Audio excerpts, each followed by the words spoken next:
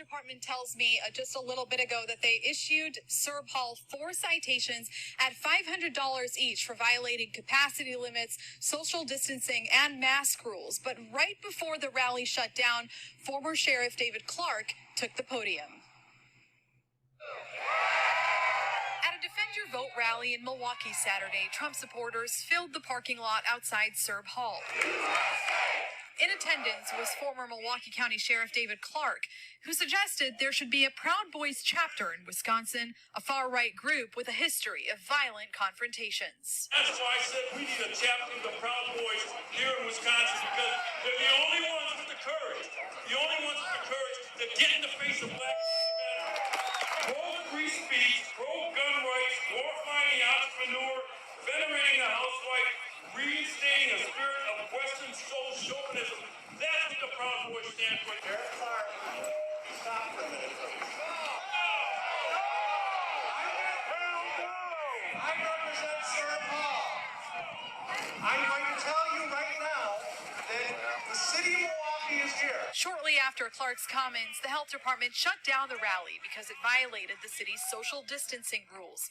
Republican State Senator Chris Kapenga was also there. I asked Kapenga whether he agrees with Clarke and his stance concerning the Proud Boys. In a statement, he said, quote, "I did not hear him say that, and I don't know much about the Proud Boys." He went on to say that he was invited to the rally by the Republican Party of Milwaukee County to discuss voter fraud concerns. We pray every day that God does not turn his back on this nation. Sarah, you also reached out to the Republican Party of Milwaukee County. Have they responded? I did, Joyce. They're the ones who hosted the rally. I reached out for a statement, and a representative over the phone told me that he did not want to provide a statement. Now, something to note, the Southern Poverty Law Center does list the Proud Boys as a hate group. Okay, so you just heard that audio right there. And shout out to Craig J, because he's the one that tagged me in this audio, and it has an article attached to it. So, well, first off, if True Royal Family doesn't hear this video before I put it up, I already know if she gets wind of it, she's definitely going to talk about it, because Oreo Clarke is one of her most favorite subjects to talk about on her channel, or at least at one point it was, when he was really out there like that. But here we have this guy who we thought like completely faded into the background, but he keeps on coming back somehow, some way to keep his name out there. So you have the Oreo Clarke right here, and you can see it right here at the banner. It says, "Clarke, we need Proud Boys. Former sheriff calls on alt-right group at a Trump rally." I swear, Oreo Clarke, if Clarence Thomas did not exist, I wouldn't give him the title of King Coon, for real. Like, this guy is like Uncle Ruckus and Clayton Bixby if they were to combine their DNA together and create this. You know how like they in the movie Batman versus Superman, or BVS, when they combine General Zod, I forgot what it was, what they combined him with, but anyway, what they used to make Doomsday, that's what I'm talking about here. But anyway, to create something that is just otherworldly, because he's all the way out there and he just stays out there. So he went to this Trump rally and he called on the Proud Boys, who they've already been labeled as a Dub S. I just call it like that, a Dub S group. Now here you have a black man, and we need to see the DNA on that, because I swear this guy doesn't like to call him, probably doesn't even refer to himself as such, and doesn't even see himself as it either, because look at who he chooses to hang around. He's like probably the only black person there, literally probably the only black person there. And he's at this rally calling on the Proud Boys, saying we need the Proud Boys because they're the only ones that's going to get in the face of Black Lives Matter. This guy he's always had an issue with BLM. Now, his issue with BLM is different from ours. Ours is because, well, when you look on that website, we know who they're really representing and why they are there. But he has an issue with it because it says Black Lives Matter. I put it like this. His issue with BLM is the same reason why a lot of white people who think like him have an issue. I'll put it like that. And it's more extreme than anything. Now, here's the interesting thing about Oreo, because he is a whole hypocrite.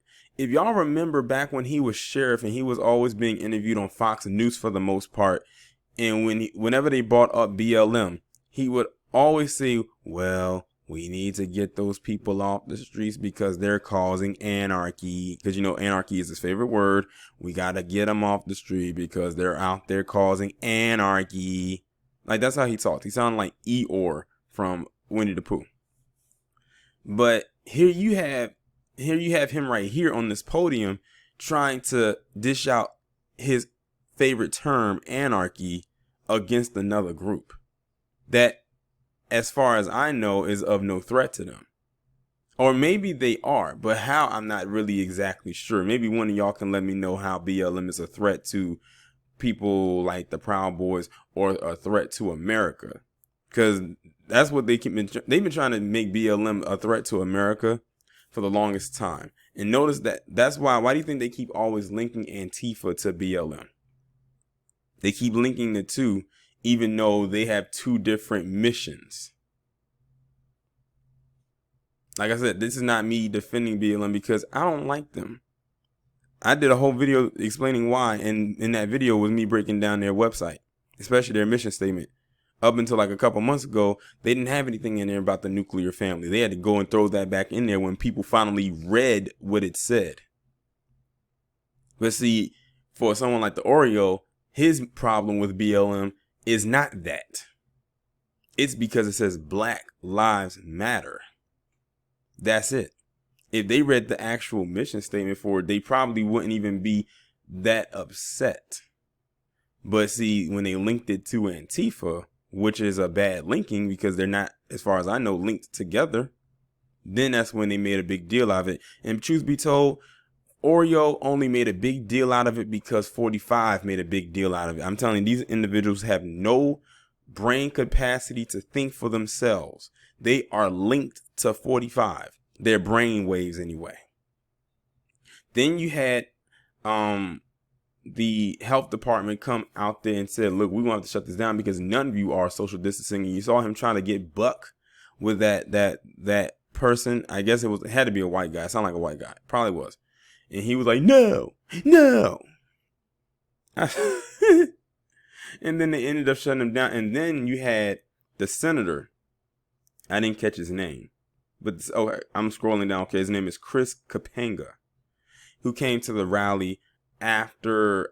I'm not sure if he was on before or after, but I think he was on after the Oreo, and basically came out and got on code. Yes, this was a palm-colored man that got on code for a quote-unquote black man. I put quotes around black men for him.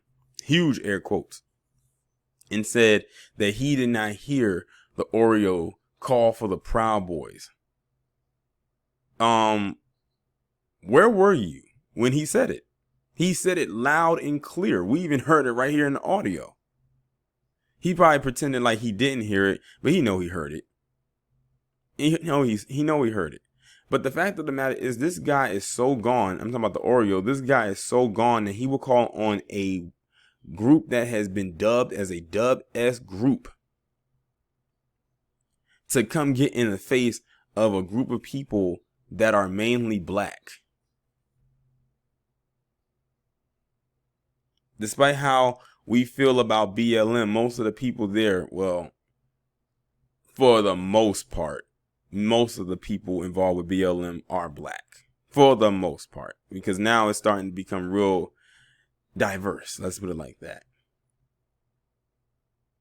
But that's really what he was calling on. He was calling on a whole racist group to come get in the face of a group of mainly black people.